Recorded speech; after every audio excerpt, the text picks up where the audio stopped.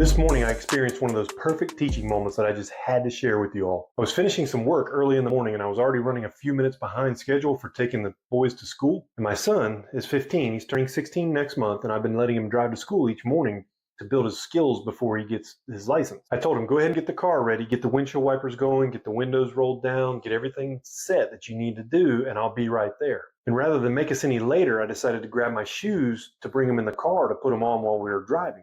And we pull out of the driveway and there's a corner about 100 yards from us. And it's right during that time that the windshield fogs up. I'm bent over focusing on tying my shoes when I can feel that car start drifting. And then I look up just in time to see it. Bam! There's a giant brick mailbox. You can just hear metal crunching as we hit that. Now this is the car he's going to get to keep next year, but now it's smashed. The car's bumper, fender, it is just crushed. The tire is been pierced through. The mailbox is completely shattered. It's all across the yard. And just like that, our morning went from a routine to a disaster in just a matter of seconds. So I get out of the car and I go up and knock on the neighbor's door, and they're not there. We're already late and I don't want to make them any later, so I had to make a decision. So I drive the car with a flat tire back home to our driveway, and I switch cars. I get in mine, and this time I'm driving. I'm not letting him drive. And I take the kids back to school, and we'll have to figure the rest out. So I drop them off at school, and then I head to the gym. This is when I do my normal morning workout. And right now I'm in the middle of a rigorous routine that's part of my own personal journey. For context, I reached 315 pounds when I was back in college getting ready for the NFL. I've tried to lose weight many times and I've never really been successful. This time's different. I am all in this time. I'm teaching about goals. I'm going after my goal myself. And so I start my workout and I'm on the treadmill and my mind is completely scattered. The realization hits me that we just dropped our full coverage insurance. Everything, the car repairs, the neighbor's mailbox, it's all coming out of pocket. And that's when it happened. Everything inside me started screaming for a pity party.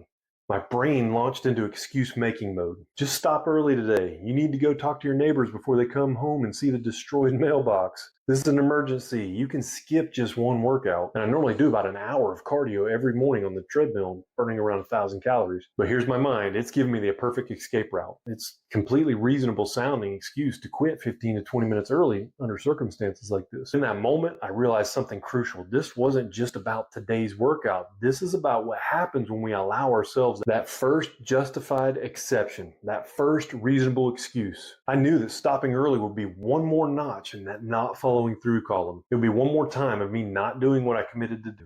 Each one of those little compromises makes us weaker. So I made a choice. I said, just stay on, just push through. And I finished every single minute of that workout. And you know what? It turned out to be one of my best sessions I ever had, because the real victory wasn't burning those extra calories. It was proving to myself that even on the days when life gives me every reason to quit, I can still choose to keep my promises to myself. And this, guys, is what separates those who achieve their goals from those who only talk about them. And I don't want to be somebody that's just talk. So in the end, thankfully, everything worked out. They were completely understanding about the situation. We're going to take care of fixing everything. And I think this was actually a valuable learning experience for my son. The true breakthrough happens when you realize success isn't about avoiding difficulties. It's about pushing through them deliberately. It's not about those visible achievements that matter the most, but the invisible strengthening of your resolve. Real growth occurs in those private moments when you choose long-term fulfillment over monetary relief. And I promise you this, that version that emerges on the other side is going to be grateful that you didn't cave in. This is exactly why I'm so passionate about teaching the psychology behind goal achievement. There's always going to be a family emergency. These aren't rare occurrences. They're the rule, not the exception. What I've learned through my own journey from college football to professional sports to building my own businesses is that success doesn't come to those who avoid obstacles. It comes to those who develop systems for pushing through them. Think about your own goals right now. How many times have you started and stopped? How many January 1st resolutions have faded by February? The difference isn't going to come from just having better circumstances. It's going to come from having better responses to those circumstances that you're going to face. When I finally kept going on that treadmill this morning, despite every reason to stop, I wasn't just burning calories. I was reinforcing a pattern, which is a pattern of honoring commitments regardless of external chaos. And that pattern repeated over time is what creates your transformation. Here's my challenge to you.